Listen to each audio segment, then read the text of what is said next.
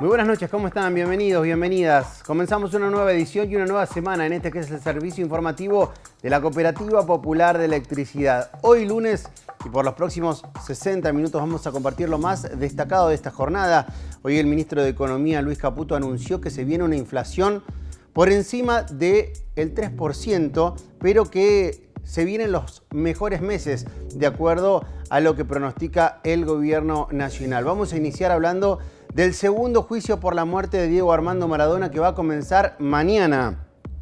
El segundo juicio por la muerte de Diego Armando Maradona comenzará este martes 14 de abril en los tribunales de San Isidro, tras la nulidad del primer proceso en 2025, como consecuencia del documental Justicia Divina que protagonizó la ex jueza Julieta McIntosh. Todo volverá a empezar. El caso por el presunto homicidio simple con dolo eventual del astro iniciará de cero el debate que determinará las supuestas responsabilidades del neurocirujano Leopoldo Luque, la psiquiatra Agustina Kosakov, el psicólogo Carlos Díaz, el enfermero Ricardo Omar Almirón, el coordinador Mariano Perroni, el médico clínico Pedro Di Spagna y la jefa de internación domiciliaria de Diego, Nancy Edith Forlini. Mañana comienza el segundo juicio por la muerte de Diego Armando Maradona. Vemos los títulos y comenzamos. Chacra Raíz contra el desalojo. Integrantes de la ecoaldea Chacra Raíz se manifestaron hoy para visibilizar la situación que atraviesan ante la posibilidad de un desalojo. Ahora les queda un último recurso ante la Corte Suprema para evitarlo. Médicos del PAMI paran por 72 horas. Los médicos de cabecera de la obra social PAMI iniciaron este lunes un paro de 72 horas que afectará la atención de jubilados y pensionados en todo el país. Por otra parte, las clínicas de la Patagonia cortarán el servicio por falta de pago. Otra semana sin clases en la universidad. Docentes de la Universidad Nacional de La Pampa iniciaron hoy una nueva semana de paro para exigir por el financiamiento universitario. Desde ADU advierten por el aumento de las renuncias por los bajos salarios en el sector público. Taller de teatro para infancias. Norberto Tojo coordina el taller de teatro para las infancias que ya comenzó a dictarse en la CPE. La actividad está destinada a niños y niñas a partir de los 6 años y se dicta en el Zoom del barrio Néstor Kirchner. Avanza la investigación por la causa de enriquecimiento ilícito que puso en foco al jefe de gabinete Manuel Adorni. Hoy declararon 2 prestamistas y confesaron que el funcionario les adeuda $70.000.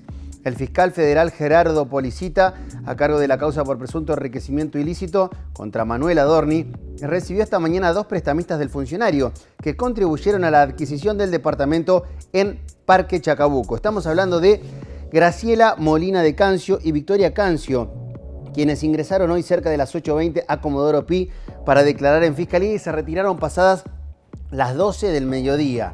En la declaración testimonial indicaron que el préstamo fue en efectivo y que no conocían al funcionario libertario. Asimismo señalaron que la primera operatoria que realizaron con esta modalidad fue supervisada por la escribana Adriana Nechevenco. La primera información brindada por las prestamistas es que le entregaron en efectivo a Adorni $100.000 y que el funcionario aún les adeuda $70.000. Vamos a hablar ahora del paro que iniciaron por 72 horas los médicos de cabecera que trabajan con el PAMI. Les adeudan el último mes de pago, están trabajando a pérdidas. Lo que les pagan por cada paciente son 2.300 pesos mensuales. Sobre la crítica situación que atraviesa el sector, estuvimos conversando con el médico Jorge Moisés. Esta medida surge a nivel nacional, está en forma, digamos, tomada durante el fin de semana por múltiples entidades gremiales y autoconvocadas a nivel país, porque el día viernes nos enteramos que el PAMI ha dictado una resolución, la 1107, en la cual han decidido reducir a más de la mitad el salario o las remuneraciones de los médicos de cabecera. Principalmente esto se concentra sobre los médicos de cabecera contratados bajo contrato y prestaciones externas. pero está enmarcado dentro de lo que es el tremendo ajuste hacia los jubilados. Entonces es la motosierra a los jubilados, nos reducen a nosotros los médicos los ingresos, pero en realidad castigan a los jubilados, porque esto resiente obviamente la atención médica hacia los jubilados. Para que ustedes puedan sacarse una idea, dar una idea, en la provincia de La Pampa vamos a estar ganando aproximadamente 2.100, 2.300 pesos por paciente por mes. Así sea, ya consulte una vez, 2 o 3 veces el mismo monto por todo el mes. Eso en lo que hace a el valor cápita que nos han reducido. Han sacado todos los demás ítems que se cobraba, que uno de pronto venía más veces, uno le podía cargar una consulta extra, pero ahora eso lo han erradicado totalmente con esta resolución. Por lo tanto, el salario de un médico ha quedado reducido a la mínima también. En este momento estamos en mi consultorio particular, como la inmensa mayoría de los médicos de cabecera que trabajan en sus consultorios particulares en forma irregular, porque el PAMI no nos está dando los lugares de trabajo como corresponden. Habemos otros médicos de cabecera de planta también, en donde directamente desde el mes de febrero no nos están pagando directamente el salario. Entonces, la situación con los médicos de cabecera en línea general es crítica en La Pampa y en todo el país. Y lo peor de esto es que impacta en la salud de los jubilados. ¿Han podido hablar con alguna persona del PAMI a nivel nacional? ¿Han tenido alguna comunicación o respuesta? No, a nivel nacional no, y vamos a intentar hablar con el director local, que bueno, sabemos que está recién asumido y no hemos tenido todavía oportunidad de hablar para plantearle esta problemática.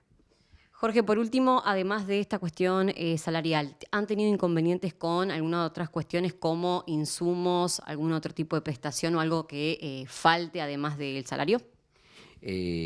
Bueno, nosotros los médicos de cabecera nos pagamos nuestros propios insumos y para poder trabajar con PAMI nosotros debemos tener equipamiento informático que esté actualizado en su software, tenemos que tener conexión a internet de ancho de banda de alta cantidad de megas, y eso nos lo pagamos nosotros para funcionar para PAMI, lo cual hace de pronto muy complejo cuando en los sistemas de pronto el PAMI se le caen los sistemas y hacen estas cuestiones que de pronto estamos teniendo inconvenientes. Hay días que no le podemos cargar la medicación, hay días que no podemos hacer las derivaciones o las interconsultas o los pedidos de estudios porque los sistemas no funcionan. El PAMI no solo les adeuda a los médicos de cabecera, sino también a las clínicas de toda la Patagonia Argentina. Por ese motivo, determinaron las clínicas y sanatorios que en los próximos días van a resolver si cortan o no la atención para afiliados y afiliadas del PAMI. Hablamos del tema con Víctor Ballesteros, quien es el administrador del Sanatorio Santa Rosa. El escenario con PAMI nuevamente ha entrado en tensión. La verdad que nuestra realidad se está complejizando. Desde diciembre del 2023 a la fecha hay un desfasaje en los valores prestacionales de un 70% de depreciación. Esto pone en jaque la posibilidad de seguir generando las prestaciones con la eficiencia y la calidad con la que venimos trabajando. En esto no solo están las clínicas de La Pampa, sino también clínicas de Río Negro, de Neuquén, de Chubut, activamente participando. Hemos pedido la semana pasada una reunión con el titular de PAMI, con el doctor Leguizamo, para volver a plantearle toda esta situación que seguramente es de público conocimiento y el titular debe estar informado. Nosotros hemos hecho llegar en el transcurso del fin del año pasado y este año varias propuestas de actualización y de mejoras en los valores prestacionales y mejoras en las inclusiones y exclusiones de módulos. a los efectos de poder sostener nuestro nivel prestacional, necesitamos imperiosamente que se realicen actualizaciones y se mejore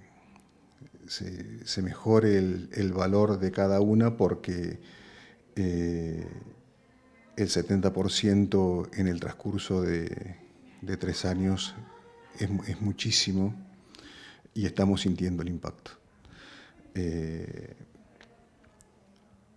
Hasta ahora no hemos tenido el eco que necesitamos y se ha sumado a esto por ahí también el retraso en los pagos, cuestión que también nos impacta directamente porque comienzan a haber descalces en los pagos y no podemos cumplir con las obligaciones que nosotros ya tenemos planificadas y pactadas con proveedores, con asalariados, con prestadores de servicio que son parte del clúster de salud de nuestras empresas. ¿Qué medidas están tomando más allá de esta reunión que mencionas, Víctor? Por el momento no hemos tomado medidas de fuerza, pero lo ambulatorio en algún punto, si no se cumplen con nuestras peticiones, cortarlas parcialmente. Podemos también escalar al tema de cirugías programadas y cesar por el momento con este tipo de prestaciones. Siguen apareciendo funcionarios del Gobierno Nacional que fueron beneficiados con créditos millonarios entregados por el Banco Nación. En los últimos días se conoció el caso de Nazarena Menem, sí, otra Menem que obtuvo en su caso un préstamo de 236 millones de pesos. Este tema y otros más fue desarrollado en su aporte semanal por Felicitas Buenavita. Lo compartimos. Y el escándalo, vamos a cerrar con esto, que se generó por los préstamos hipotecarios del Banco Nación a referentes de La Libertad Avanza. El presidente se pregunta, ¿mataron a alguien? No, no mataron a nadie con estos créditos, es verdad. ¿Es un delito? ¿Hay delito acá? Eso lo va a tener que determinar la justicia cuando se evalúe si efectivamente puntuaban para acceder a este nivel de crédito, si ha habido algún tipo de favoritismo, en fin. Pero claro, le pega duro y de lleno al gobierno en su narrativa, en su lucha contra la casta y contra los privilegios de la política. Trascendieron incluso en las últimas horas algunas modificaciones que se habrían realizado en el reglamento para favorecer la toma de este tipo de préstamos por parte de funcionarios que pueden haber sido nombrados a través de decreto o encargos selectivos, etcétera. Hay toda una discusión en torno a esto. Pero yo me quiero quedar para cerrar con dos nombres. Habíamos hablado la semana pasada de Sharif Menem y vamos a hablar hoy también de su hermana, de Nazarena Menem, que accedió a uno de estos préstamos. Cuando empezás a contar cuántos son los Menem que hoy están en el gobierno, la verdad que es muy difícil. En algunos casos hay mucha opacidad para acceder a los nombres de quienes están acompañando. Por ejemplo, en diputados ya no están disponibles, como antes sí, online. Los datos de los asesores que acompañan a cada legislador, eso sí sucede en el Senado, por ejemplo, ya no en diputados. Pero vamos a sumar a una integrante más de la familia, a Nazarena Saura Menem, que ahora sabemos se desempeña como planta permanente en la AGN, en la Auditoría General de la Nación, como auxiliar administrativa. Nazarena es hermana de Sharif, los dos son muy jóvenes y en el caso de Nazarena accedió a un crédito del Banco Nación por 237 millones de pesos. Su hermano Sharif, recordemos, ambos sobrinos de Martín Menem, son sobrinos directos de Lule Menem, sobrinos segundos de Martín Menem.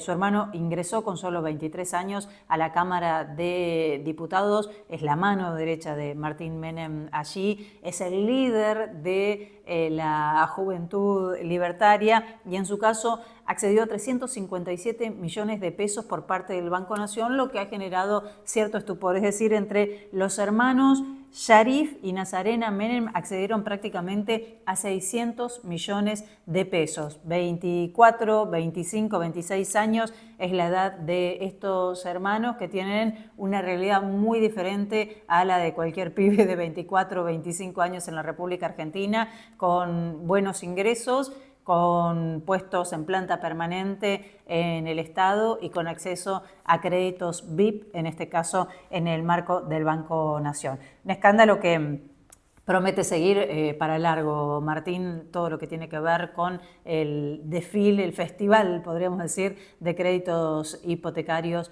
en el Banco Nación. Una noticia que enluta al periodismo deportivo. A los 87 años murió Julio Ricardo. En la mañana de hoy se conoció que Julio Ricardo, histórico comentarista, murió a los 87 años tras estar internado en la clínica Zavala. El fallecimiento de Ricardo se produce poco después de las muertes de otros dos íconos del periodismo deportivo, como lo fueron Marcelo Araujo y Ernesto Cherkis Vialo. Nacido el 18 de agosto de 1939 en Buenos Aires, Julio Ricardo inició su actividad en el periodismo deportivo argentino en 1957, con coberturas para noticias gráficas. Su labor incluyó participaciones como comentarista, cronista y analista en programas de radio y televisión durante más de 6 décadas. Vamos a hacer la primera pausa y regresamos con más información.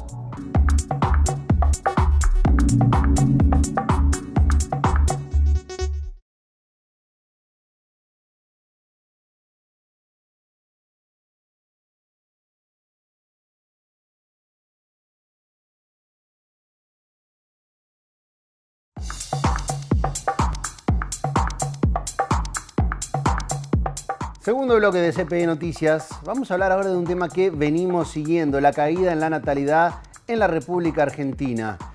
El siguiente caso que vamos a conocer corresponde a la provincia de Mendoza. Allí cerraron una maternidad por falta de nacimientos. La decisión del Ministerio de Salud de Mendoza de cerrar la maternidad del Hospital Carlos Saporiti, ubicado en Rivadavia, reconfigura el mapa sanitario provincial y expone el impacto de la baja de natalidad. El área, que atendía en promedio 10 partos mensuales, fue destinada a la apertura de un sector de salud mental. Las fuentes oficiales indicaron que la resolución responde a la marcada disminución en la cantidad de nacimientos en la región. Los controles prenatales y la guardia obstétrica de 24 horas se van a mantener solo para emergencias y partos expulsivos inminentes. Seguimos hablando de salud mental. El Colegio de Psicólogos de la provincia de La Pampa salió a rechazar la nueva ley de salud mental que fue presentada días atrás por el jefe de gabinete Manuel Adorni y que prevé las internaciones involuntarias, internaciones compulsivas. Estuvimos conversando de este tema con Andrés Ollarse, quien es el presidente del Colegio de Psicólogos de la provincia de La Pampa y quien además pidió por la emergencia en materia de salud mental. Lo escuchamos. Bueno, en la provincia estamos en una situación de emergencia y justamente se está debatiendo en la legislatura un proyecto de declaración de emergencia en salud mental, que es una situación que no es ajena al resto del país. Hay un impacto directo del desfinanciamiento de las políticas de salud mental en nuestra provincia, que se expresa, por ejemplo, quiero rescatar en el desfinanciamiento de las residencias interdisciplinarias en salud mental, que venían formando y continúan formando a profesionales que justamente vienen a dar respuesta a la complejidad que estamos hablando en el campo de la salud mental. Así que vemos con preocupación este nuevo proyecto de ley de salud mental. Consideramos que no ese es el camino, sino que el camino es una mayor implementación de la ley con la que ya contamos y con mayor presupuesto, por supuesto. ¿Ustedes entienden que la ley actual no está funcionando por un tema presupuestario o hay otras cosas también a modificarle, como hablábamos con tu colega, digamos, desde otro lugar? En realidad yo creo que está funcionando la ley y que están dadas las condiciones en ese marco normativo para dar respuesta a lo que nos pasa como comunidades en cuanto a los padecimientos mentales. Implementarla con mayor profundidad, con financiarla a la ley y con, tal vez sí sea una deuda, el salir a hacer aclaraciones como la que hablábamos recién de que están dadas las condiciones para hacer las internaciones involuntarias. Es mentira que no se puede internar a las personas que están en riesgo es mentira que no se lo pueda hacer involuntariamente. Es importante seguir cuidando, son las garantías de que nadie va a internar por la fuerza a alguien que no lo necesite y que no esté atravesando una situación de riesgo real.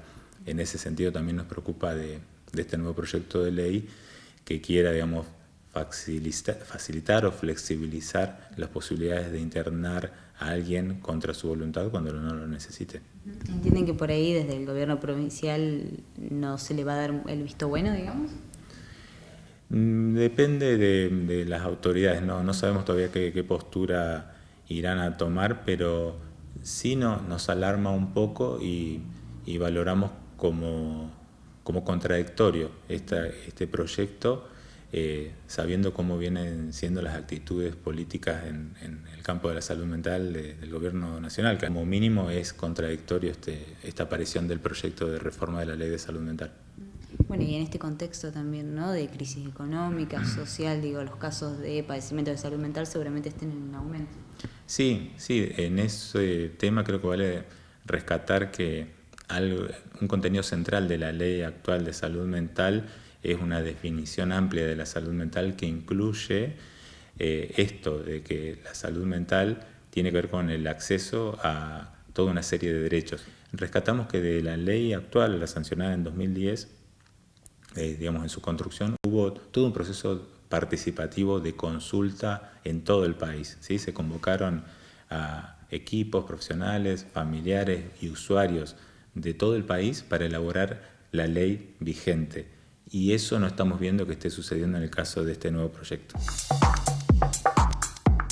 Seguimos hablando de salud, en este caso de la salida de la Argentina de la Organización Mundial de la Salud, que fue oficializada por el presidente Javier Milei a finales del mes pasado. Bueno, ahora distintas organizaciones de trabajadores profesionales de la salud están rechazando la salida de la OMS y juntas firmas para repudiarlo. Hablamos del tema con Mirta Viola, quien forma parte de la FESPROSA. Desde la FESPROSA se está llevando a cabo una juntada de firmas de la ciudadanía en general y de los trabajadores de salud en particular para decir que la población argentina no está de acuerdo con salir de la OMS. Esa es una decisión del gobierno nacional, pero es muy valioso pertenecer a la OMS. Entonces, ¿por qué? Porque el diseño de políticas sanitarias basadas en la evidencia científica, la vigilancia epidemiológica y los sistemas de alerta temprano, la cooperación técnica frente a emergencias sanitarias, el acceso a recomendaciones, guías y estándares internacionales, la formación de recursos humanos y el fortalecimiento del sistema público, las vacunas, el control epidemiológico, todo eso, romper con esos contactos hace que con esos controles sanitarios internacionales hace que incluso nosotros no tengamos los controles dentro del país que corresponde ni la seguridad. La provisión de vacunación no es lo mismo tenerla con una provisión que se hace a nivel mundial a hacerlo en forma privada. Además, la OMS sirve de contralor. ¿Qué se está haciendo bien? Y entonces se informa, al pertenecer a la OMS, se hacen informes epidemiológicos permanentes de lo que se hace en el país y se recibe lo que hace en otros países. Al salir de la OMS, esa comunicación, intercomunicación se pierde. Entonces perdemos los controles de qué calidad de salud se está haciendo acá y qué calidad de salud o qué otras situaciones epidemiológicas hay que estar alertas, por ejemplo. Y todo eso lo vamos a perder, vamos a quedar como aislados. Entonces, toda esa desmembramiento de la salud pública no estamos de acuerdo y nosotros queremos seguir perteneciendo a la OMS. Hay más de 100.000 personas que ya han firmado, pero obviamente queremos salir del contexto de salud, de los trabajadores y trabajadoras de salud, y que la población en general también participe. Así que lo estamos enviando por las redes para que la gente vote o firme, digamos, en realidad no es votar, es firmar, adhiriendo, y que también lo reenvíe por sus propias redes de contacto. ¿Tienen algún contacto, número de teléfono por ahí si alguna persona no los conoce, no está enterada de este tema y puede comunicarse con ustedes? Tranquilamente puede entrar a la FESPROSA, puede entrar al CITRASAP, que es el sindicato de acá, de La Pampa, digamos, el Sindicato de Trabajadores de Salud Pampeana. Sí, puede contactar a cualquiera, y la FESPROSA es la Federación de Profesionales de la Salud de la República Argentina. Sigue el desguace en organismos nacionales, en este caso a partir de retiros voluntarios en la ANSES. Se fueron 5 trabajadores de la ANSES de General Pico y 1 se acogió al retiro voluntario en la UDAI de La Pampa. 6 trabajadores y trabajadoras aceptaron el ofrecimiento del gobierno con este plan que pretende achicar el plantel del personal en el organismo de 6.000 a 2.500. Y luego se lanzó de Semana Santa este proceso que contempla varios retiros voluntarios, despidos y pases a disponibilidad. Desde la Asociación del Personal de los Organismos de Previsión Social, APOPS, alertaron que este achique afectará el funcionamiento del organismo porque se iría gente de mucha experiencia. Vamos a hacer una nueva pausa. Cuando regresemos vamos a estar hablando con los integrantes de la Ecoaldea Chacra Raíz ante el inminente desalojo luego de un fallo adverso por parte del Superior Tribunal de Justicia. Ya venimos.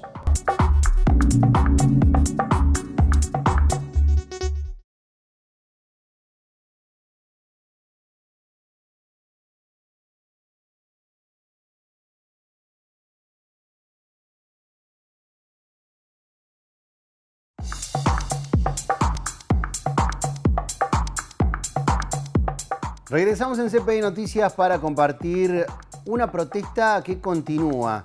¿De qué estamos hablando? De la protesta de transportistas que se inició la semana pasada con distintas manifestaciones en puntos neurálgicos de la provincia de La Pampa, en el cruce de algunas rutas nacionales. Hubo protesta en Eduardo Castex.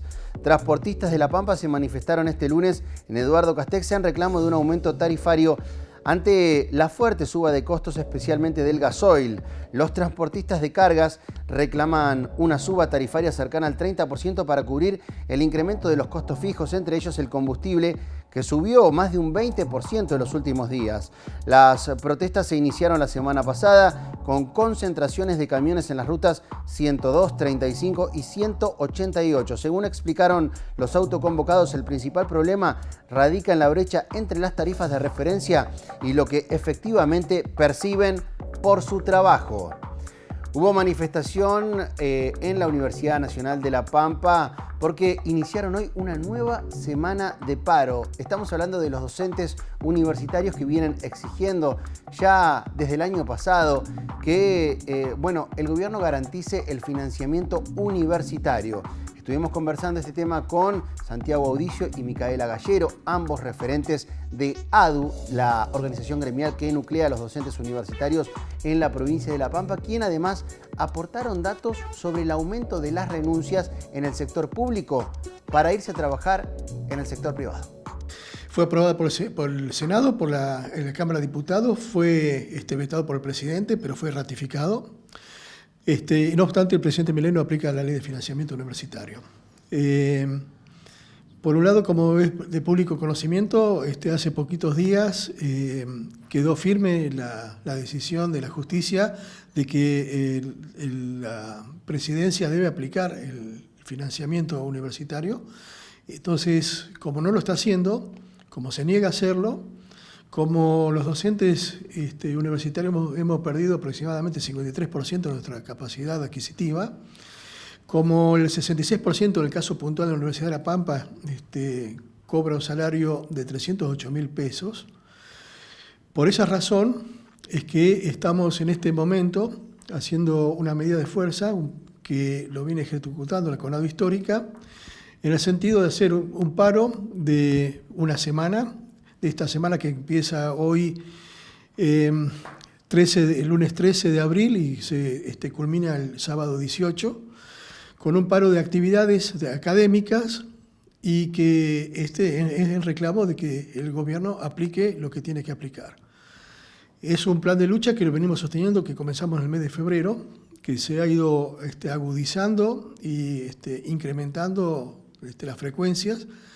Y bueno, es el mandato que tenemos de las asociaciones, de los afiliados y las asociaciones de base económico-histórica, pero que no solamente va a terminar acá, sino que en caso que no tener novedades en estos días, ya está decretado continuar con un paro también de una semana, que comienza el 27 de abril y termina el 2 de mayo. ¿Cómo es la situación hoy en día en general de los docentes, ¿sí? Más allá de la cuestión salarial? ¿En qué más impacta esto? Lo que impacta en primer lugar es la cantidad de docentes que están dejando el sistema universitario.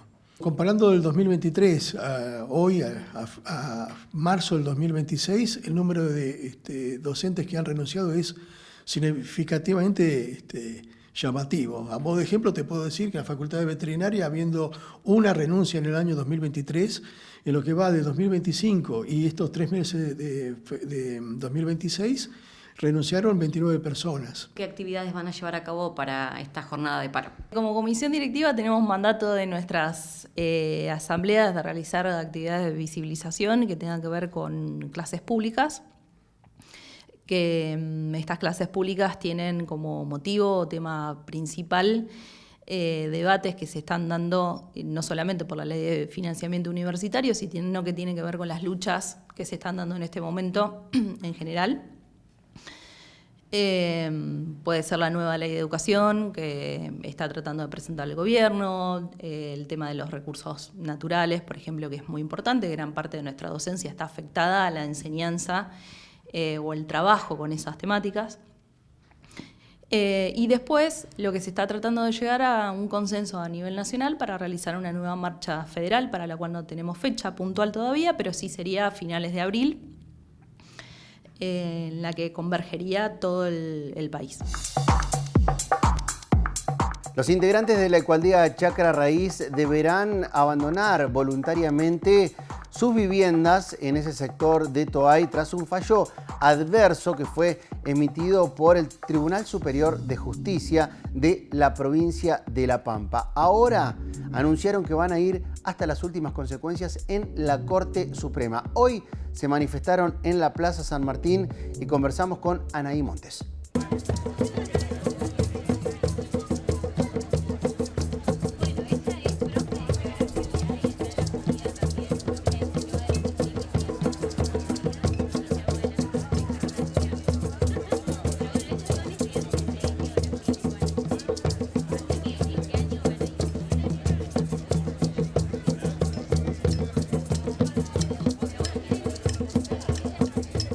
La situación que estamos atravesando, el jueves pasado nos notificaron que el Tribunal Superior de Justicia rechazó un pedido de recurso extraordinario federal que se pidió el año pasado.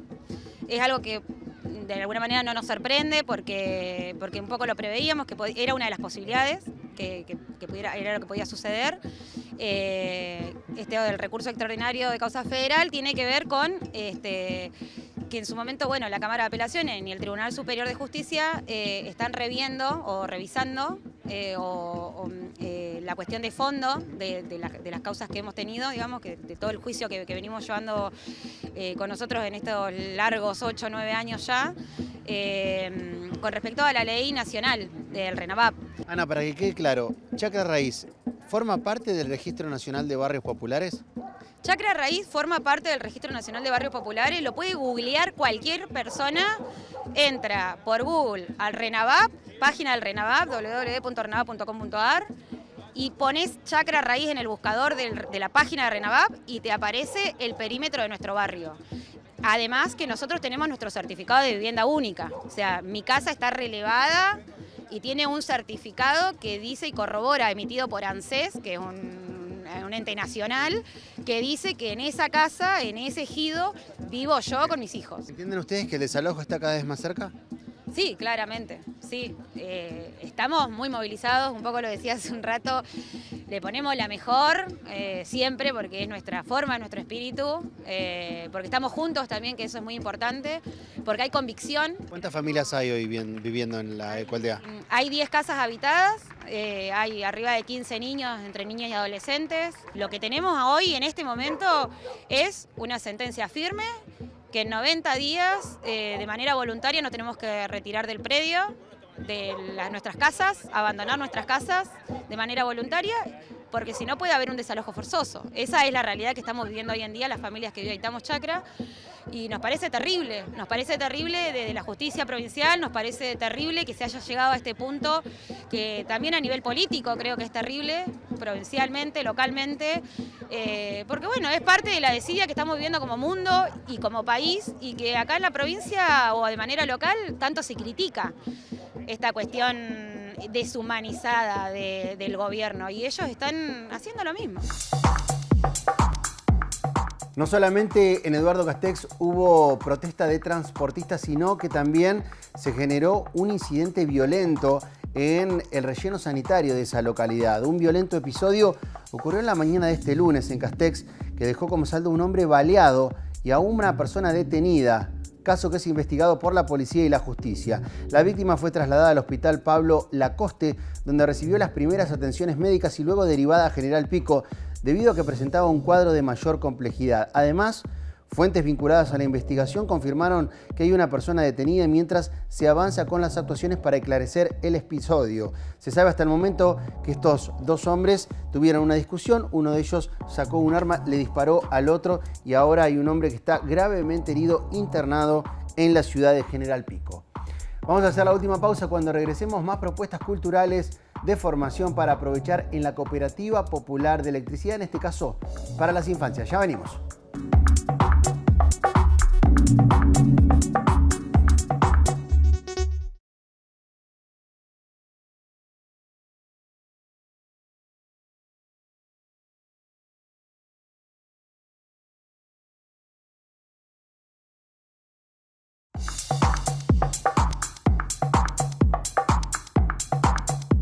Regresamos en CPI Noticias con lo más destacado del ámbito internacional para compartir ahora con ustedes. Vamos a iniciar con la situación en el estrecho de Hormuz. El presidente Donald Trump de los Estados Unidos bloqueó el estrecho en el 6º día de tregua en la guerra entre los Estados Unidos, Israel e Irán.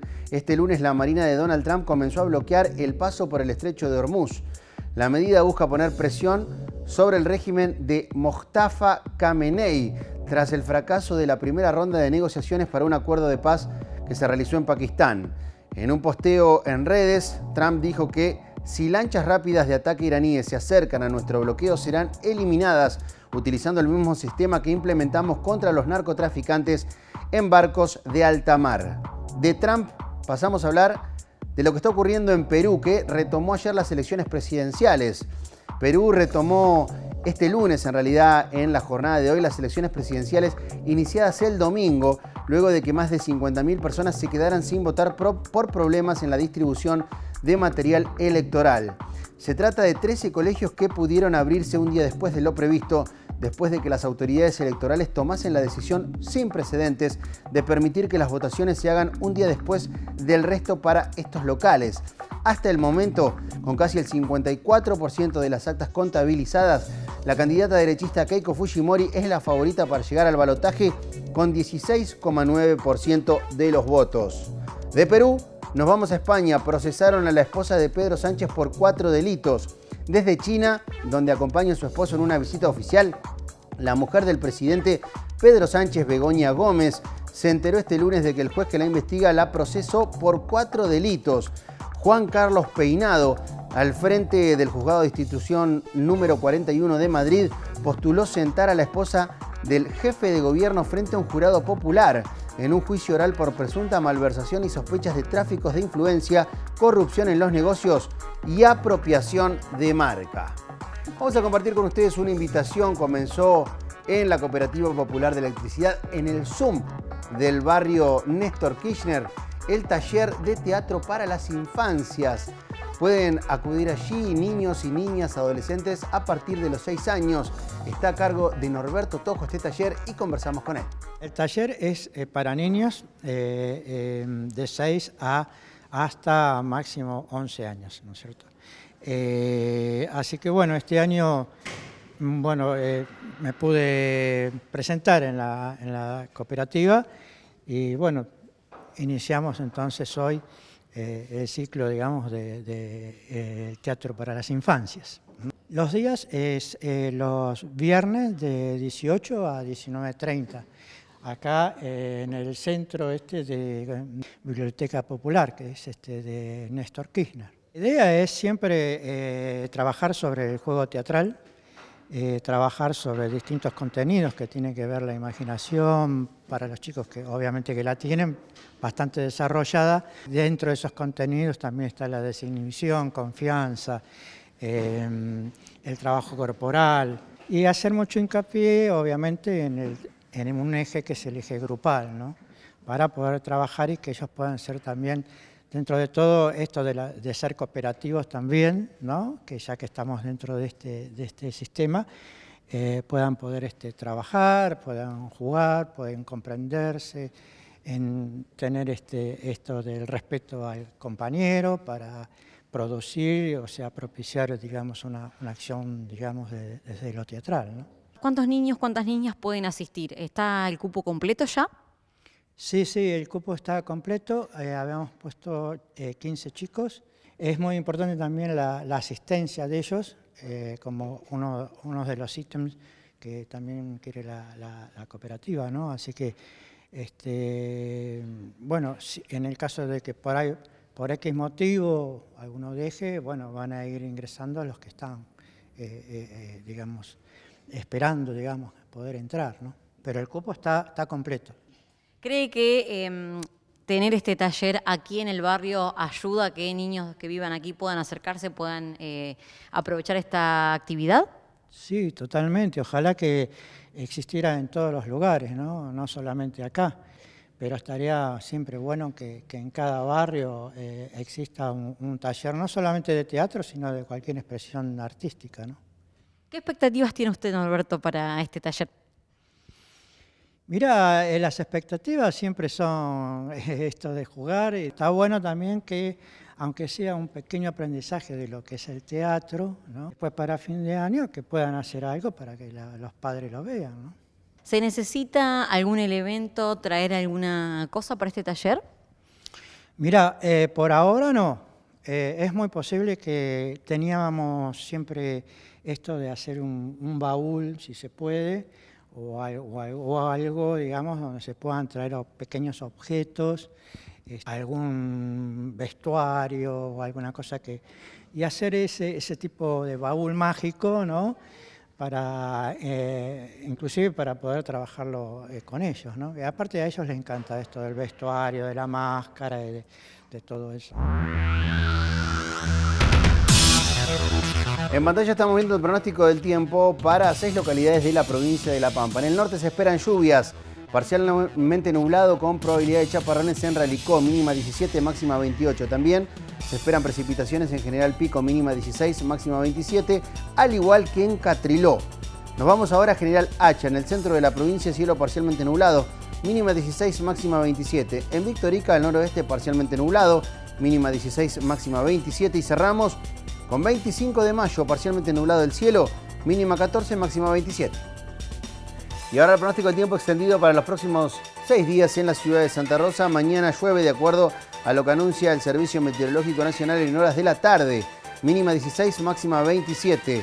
El miércoles despejado, mínima 13, máxima 24. Vuelven a aparecer las nubes el jueves, mínima 10, máxima 25. Sigue parcialmente nublado el viernes, mínima 14, máxima 25. El fin de semana, parcialmente nublado. El sábado mínima 13, máxima 24 y el domingo mínima 9, baja la temperatura, máxima 17. Y hasta aquí la información, hasta aquí las noticias. Yo me voy, pero ustedes se quedan porque tenemos boxeo en la televisión cooperativa. Vamos a compartir en algunos minutos nomás todas las peleas que se dieron el pasado viernes en este festival que fue organizado por el Club Argentino. Nos vamos a encontrar nosotros mañana. Que descansen.